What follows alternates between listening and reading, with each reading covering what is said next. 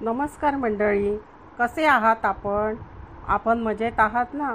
आपण मजेतच असाल, स्वस्थ असाल व मस्त असाल अशी अपेक्षा करून मी आपले माझ्या यूट्यूब चॅनेलवर सहर्ष स्वागत करीत आहे. श्रोतेहो, मी आपणास आज एक कथा सांगणार आहे. आपणास कथा आवडल्यास लाईक व सबस्क्राईब करा ही नम्र विनंती. चला तर मग श्रोतेहो, आपण कथा जाणून घेऊयात. मुंबई ठाकूरदास बुवांचा कुष्ठ परिहार. मुंबईस ठाकूरद्वार येथील देवस्थान प्रसिद्ध आहे.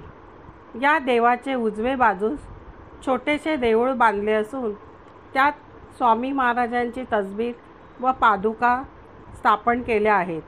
नित्यपूजन, आरती व धुपारती वगैरे समारंभ होत असून प्रत्येक गुरुवारी श्रींची पालखीही निघते.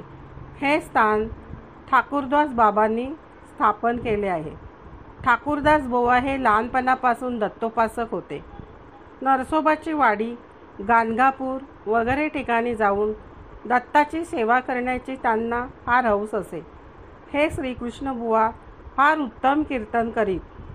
मुंबईस त्यांची कीर्तनाबद्दल फार ख्याती होती. पुढे काही वर्षांनी श्रीकृष्ण बुवांच्या अंगावर प्रारब्ध योगाने श्वेतकुष्ठ उत्पन्न झाले व तोंडावर पांढरेपणा येऊन चेहरा विद्रूप दिसू लागला. बुवा विद्वान व सर्वसामान्य असून या रोगांमुळे त्यास मरणप्राय दुःख झाले. 2 वर्षापर्यंत त्यांनी खूप उपाय करून पाहिले, पण कुष्ठ कमी होईना. त्यामुळे चित्त उदास होऊन ठाकूरदास बुवांनी निश्चय केला, यापुढे स्वजनास तोंड दाखवायचे नाही व त्याकरिता कुटुंबांसह श्री काशी क्षेत्री जाऊन वास करावा. त्याप्रमाणे तयारी करून ते आपल्या आवडत्या गाणगापुराच्या पादुकांचे दर्शन घेण्यास ते गाणगापुरास आले. श्रींच्या पादुका अर्पण करण्याच्या हेतूने त्यांनी बरोबर उत्तम कस्तुरी आणली होती. कस्तुरी म्हणजे एक सुगंधी द्रव्य. मात्र कस्तुरी अर्पण करण्याचा त्यांना विसर पडला. मग बुवांनी ब्राह्मण भोजन करून आज्ञा मागितली. त्याच रात्री बुवास दृष्टांत झाला की अक्कलकोटात जाऊन श्री दत्तस्वामी समर्थ यांचे दर्शन घ्यावे, म्हणजे रोगांपासून मुक्ती मिळेल. श्रीकृष्ण बुवा प्रातःकाळी जागे झाल्यावर त्यांना रात्रीच्या दृष्टांताचे स्मरण झाले.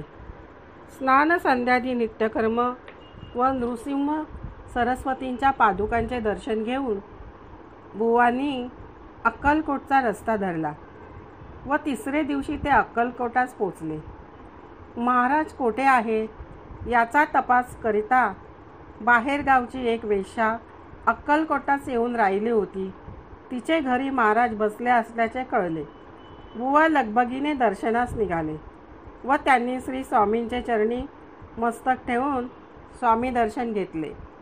महाराज बुवांकडे पाहून म्हणाले, हमारी कस्तुरी अभी के अभी लाव. ठाकूरदास बुवांनी पादुकांवर अर्पण करण्यास कस्तुरी आणली होती. त्याचे स्मरण झाले, पण श्री महाराजांनी त्याची आठवण करून दिली.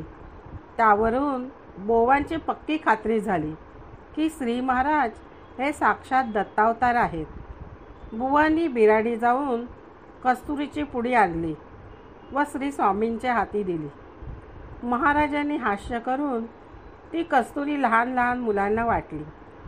श्री स्वामींची सेवा करीत श्रीकृष्ण बुवा तेथे राहिले.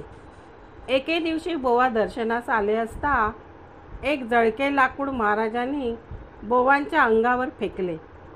सेवेकरांनी जय जयकार करून बुवास सांगितले की तुमचे कार्य झाले. ते काष्ठ नित्य उगाळून त्यात गाणगापूरचे भस्म मिश्रण करून बुवा त्याचा लेप कुष्ठावर नित्य लावू लागले. काही दिवस गेल्यावर त्यांच्या अंगावरील श्वेतकुष्ठ नाहीसे झाले. बुवांची सेवा चालू असता त्यांचे कुटुंब सौभाग्यवती राधाबाई ह्याही स्वामींची एकनिष्ठा सेवा करीत होत्या. बुवास त्यावेळी फक्त 7 वर्षाची एकच कन्या होती. बाईने महाराजांना पुत्रप्राप्तीसाठी प्रार्थना केली. महाराजांनी आपल्या डोक्यावरची टोपी त्या बाईच्या ओटीत फेकून दिली.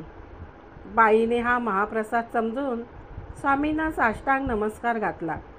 पुढे 12 महिन्याच्या आत त्यांना पुत्ररत्न झाले व म्हणून बुवांनी त्याचे नाव गुरुनाथ ठेवले. श्री स्वामी महाराजांच्या आज्ञेप्रमाणे गुरुनाथांचा व्रतबंध अक्कलकोटात स्वामी सन्निध झाला. इसवी सन 1870 साली माघ मासात शिवरात्रीच्या दिवशी ठाकूरदास बुवा कीर्तन करीत असताना महाराजांनी आपल्या डोक्यावरील भरजरी टोपी गुरुनाथाच्या डोक्यात घातली. पुढे ठाकूरदास बुवा स्वामींचे पूर्ण भक्त झाले. प्रतिवर्षी गुरुप्रतिपदेचे उत्सवास अक्कलकोटास येऊन 4 दिवस ते कीर्तन करून आनंद साजरा करीत असत. मुंबईस ठाकूरद्वारी श्री स्वामी महाराजांच्या पादुका त्यांनी स्थापन केल्या.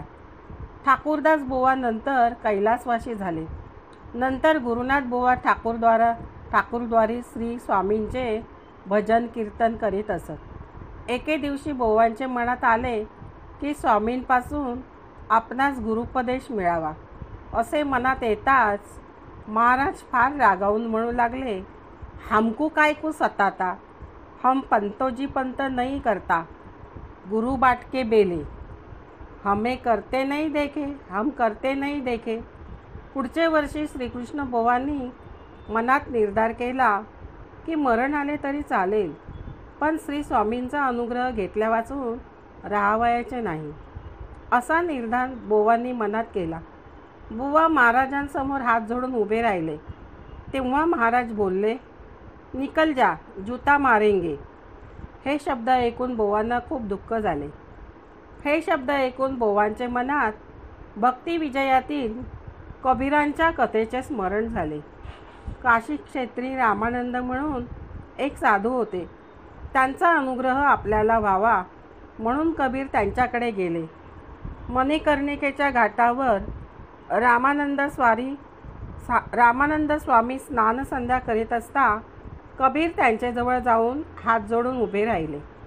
त्यांस पाहून रामानंदांनी आपल्या पादुका उगारून कबीरास फेकून मारल्या.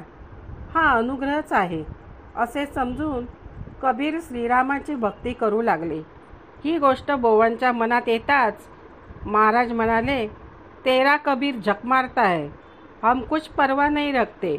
हे शब्द ऐकून बुवास महाराजांच्या अंतरसाक्षित्वाबद्दल परम आश्चर्य वाटले.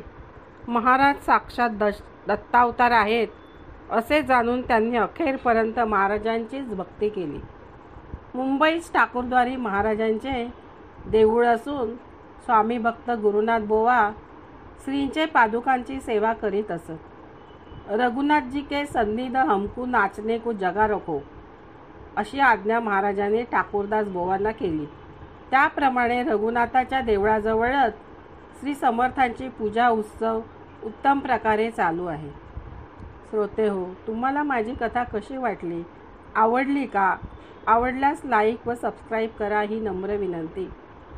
श्रोते हो, माझ्या कथा तुम्ही आवडीने ऐकता त्याबद्दल तुमचे खूप खूप मनापासून धन्यवाद. श्री स्वामी समर्थ महाराज की जय.